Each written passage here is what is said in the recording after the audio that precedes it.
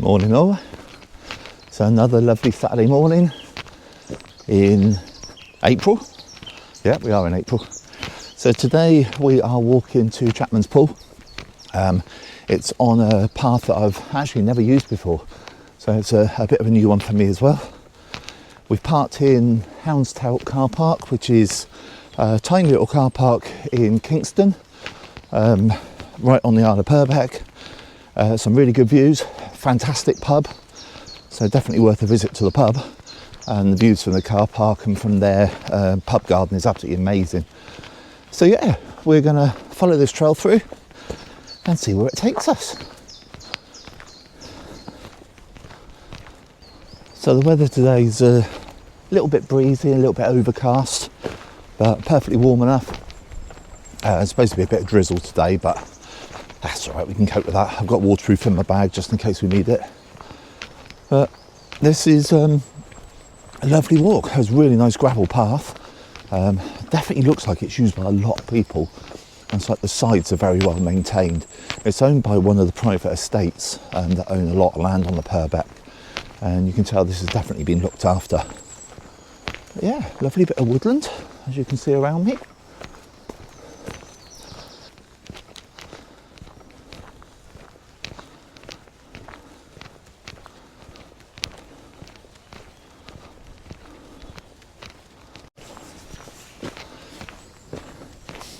As you can see, we are very much getting into bluebell season.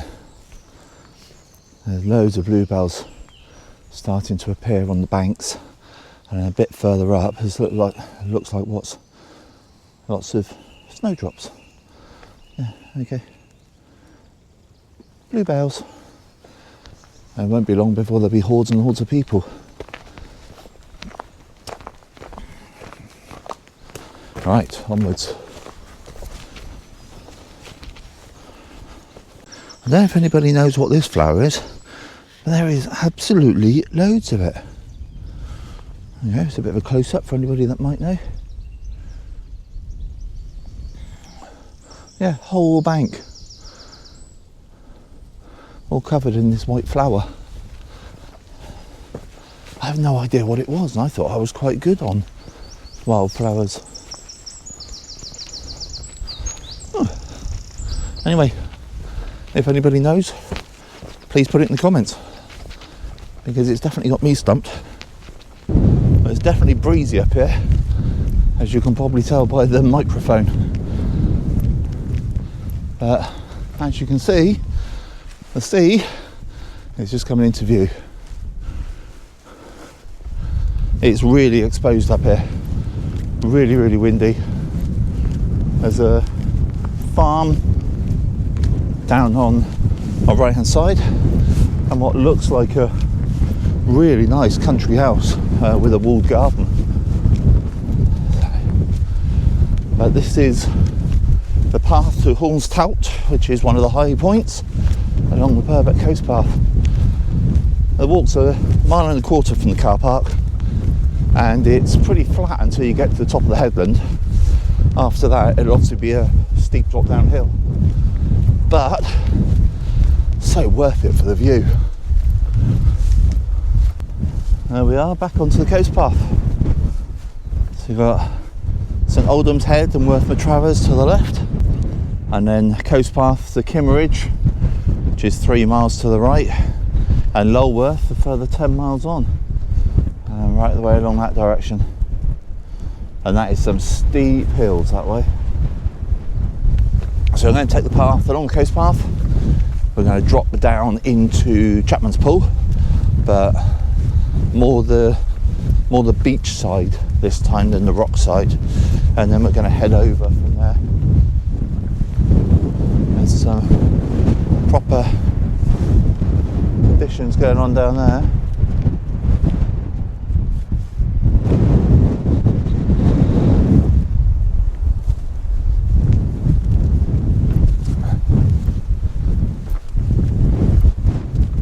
I haven't done this piece of coast path for years, like years and years. I think I probably last walked it with my dad, probably best part of 30 years ago, when we used to do sections of the coast path. That's Chapman's Pool. So that's where we're going to. We're going to head down to there. And we look at the beach side first, because there's a little kind of water route in, a little stream that runs down into it, and then we'll walk along the beach because it looks like the tide is far enough out at the moment. And then we'll go round to the fishermen's huts, stop for a brew, and then back up the path, and then follow it all the way around and back up in that direction, which takes us back to the car park. Okay, let's go and see what we can see. A long way down there. I'm gonna put you on the long pole and show you. Look at that. Yeah, not sure I fancy falling down that. Then we'll stay to the path. Alright, so we've had to take a little detour down into the valley. They've actually diverted the coast path because of erosion. It looks like there's been a cliff fall on what are the steep steps on the side of Chapman's Pool. So we are walking down what looks like a brand new path that's just been cut into the side of the hill to re-divert the path, and walking through a field full of sheep, which is really quite cute. Well, after coming down that, which I wasn't expecting, quite nice because I'm now greeted by that. We've got to the very bottom of the valley and carry on through, and then this should bring us out parallel with where the little stream runs into Chapman's Pool, if my calculations are correct. There we go.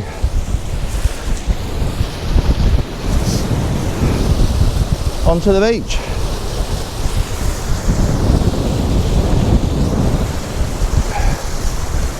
Right, I'll get down this final bit and then rejoin you at the bottom. Well, made it. And look at this. Apart from the rubbish and the stream, but the stream runs up there, and you can see the erosion it's caused. I mean, that is literally a knife edge waiting to give way, all of that side of the cliff there. So you can see why they've closed the footpath on that bit. And if you spin round, it carries on round and takes you round to the fishermen's huts around the corner there. Yeah, gorgeous, absolutely gorgeous. This is all stone. I'm not sure what type of stone, but you can see, I'm not sure how well this works, you can see fossils actually embedded into the stone.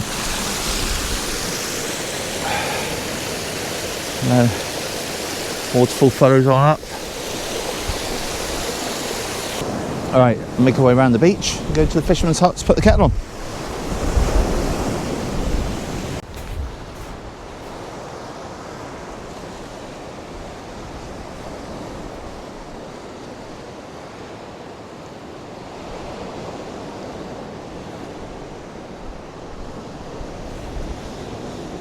This is what I find fascinating, when you walk all through there, all across the stones, under the rock, and then your next view is this, a brand new fishing hut with log burner,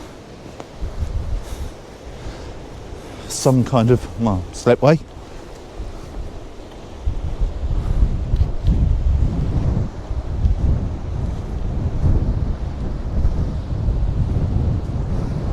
A little bit of a harbour wall.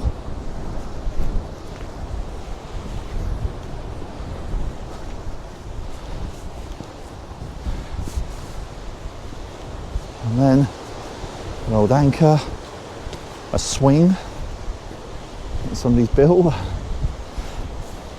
which now has a shoe attached to it. And then all these fishermen's huts.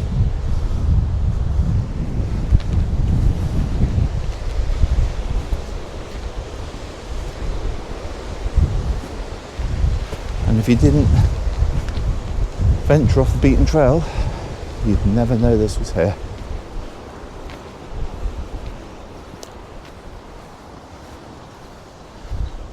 All under the watchful eye of that cliff.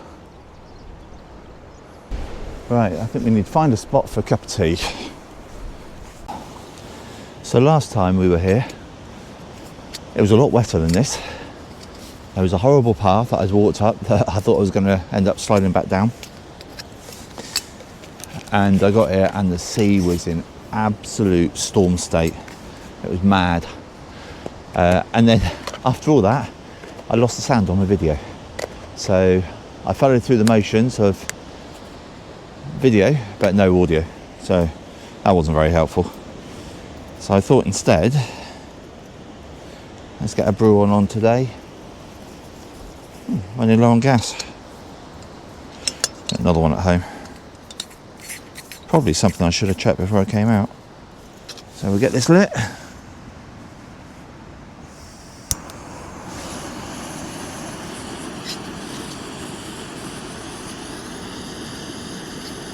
No need for a windshield today because we found this nice little sheltered corner.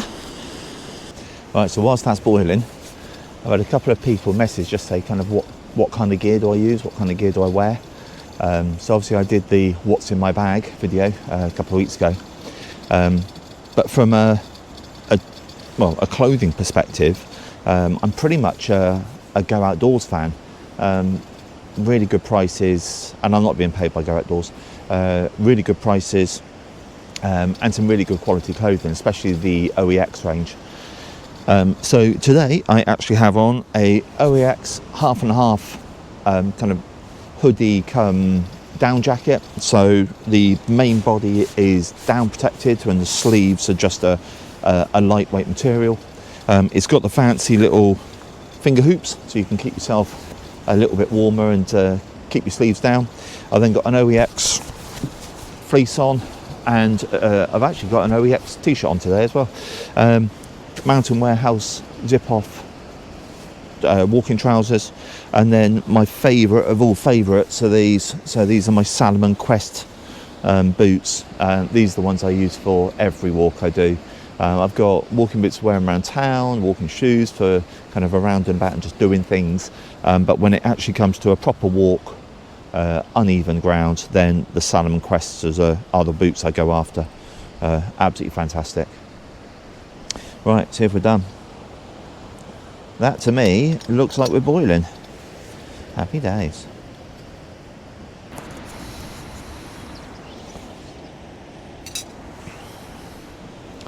Cheers everyone.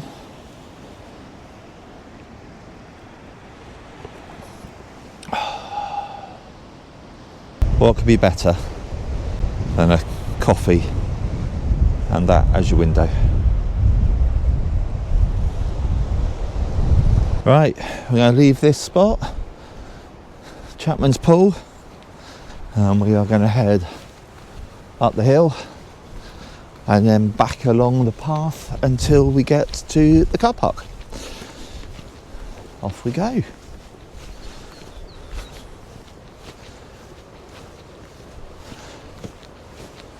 Well, that was quite a climb. I'm only about a third the way up, so I stopped for a little breather. But I've got to get all the way up there. Oh, right, onwards. Last time I came across this bit of track, there'd been landslides, and it looks like there still is. Although they have dried out a bit. When I came along last time, they were just thick mud, which clogged to your boots and was horrible. But let's have a look. It actually looks like there's been some more. And there's Chapman's Pool. We leave it behind. There's the fisherman's huts where we've just been, the cove, and then that little valley there is where the stream came in. What a random little hut. Built into the side of the hill. New roof on it, new cladding.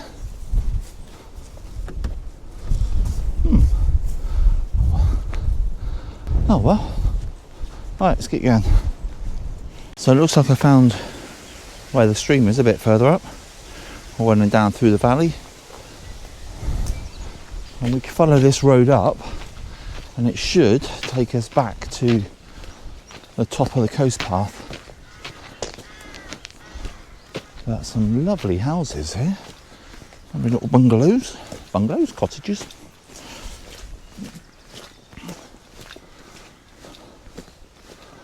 Alright, let's see if this joins back up the path again.